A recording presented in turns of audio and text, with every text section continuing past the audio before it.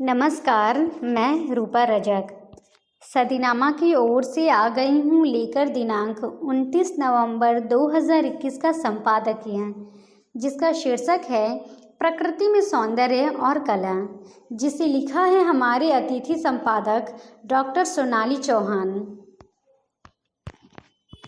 प्रकृति हमारे लिए जीवनदायी है।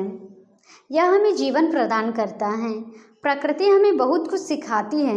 मनुष्य प्रकृति से प्रेम करता है और प्रकृति में सौंदर्य कला विद्यमान रहता है। स्वयं हिंदी की सुप्रसिद्ध प्रकृति के सुकुमार कवि सुमित्रानंदन पंत प्रकृति प्रेमी हैं। वे मानते हैं सौंदर्य देखने की वस्तु है, छूने की नहीं। जैसे फूल को बगीचे में देखने से बहुत आनंद मिलता है, पर यदि उसी फूल को तोड़ लेने से उसकी सुंदरता और कला खत्म हो जाती है, उसी तरह प्रकृति भी हमें बहुत कुछ सिखाती है। बस ज़रूरत है हमें सीखने की।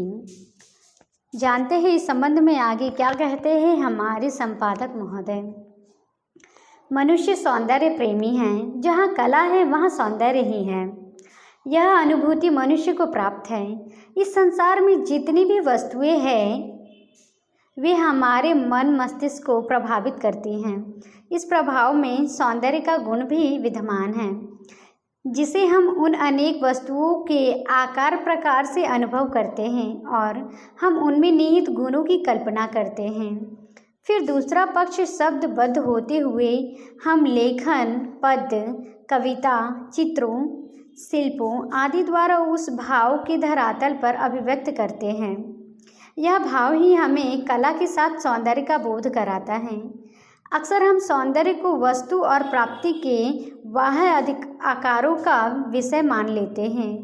किसी भी वस्तु और प्राणी की सुंदरता उसके रंग, बनावट में निहित मान लिया जाता है।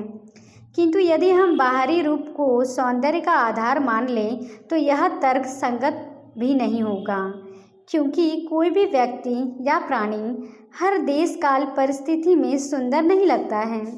इसके अनुसार सौंदर्य की परिभाषा बदलती रहती है, चाहे वह प्राणी जगत हो या कला जगत। सौंदर्य के विषय में दो मत हैं। एक मत तो यह है कि जो सौंदर्य वस्तु में निहित होता है, दूसरा अभौतिक अथवा मानसिक सौंदर्य है। इस प्रकार दो भेदों में एक वस्तुगत और दूसरा आत्मगत रूप के सौंदर्य में परख सकते हैं। वस्तुगत सौंदर्य के आधार पर सौंदर्य एक व्यापक धारणा है।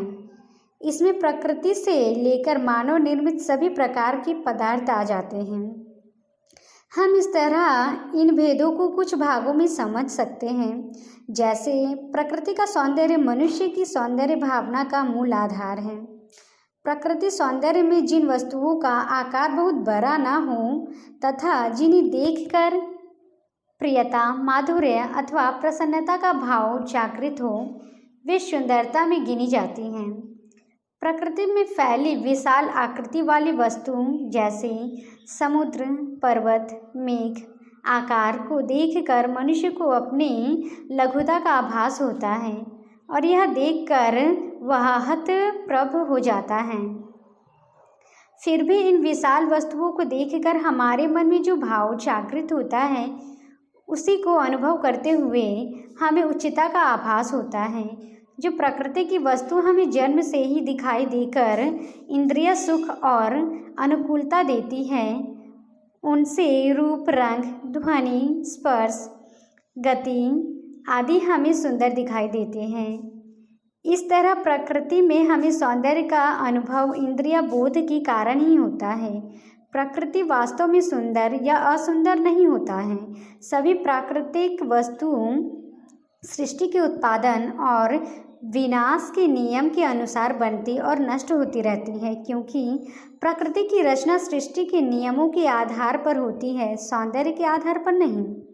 जिस प्रकार प्रकृति विभिन्न गुणों से ओतप्रोत है, उसी को देखकर मनुष्य ने अनेक रूप से, कृत्रिम रूप से सुंदर वस्तुओं का निर्माण किया। अतः कृत्रिम सौंदर्य में सामग्री प्रकृति से ही ली जाती है। कृत्रिम सौंदर्य में युक्त मानव अनेक सामग्रियों का निर्माण करता है। कलात्मक दृष्टि से सभी महत्वपूर्ण नहीं होती, क्योंकि कुछ सामग्री थोड़े समय के लिए हम सबको सुख देती है। ऐसी चीज़ों को शिल्प की श्रेणी में रख सकते हैं। दूसरी ओर सामग्री का श्रेष्ठ संयोजन ऐसे रूपों में किया जाता है जो कलात्मक दृष्टि से अभिव्यंजित होती हैं। तो ये था दोस्तों हमारा आज का संपादकीय। कल फिर लौटेंगे एक नए विषय, नए संपादकीय के साथ। तब तक के लिए नमस्कार।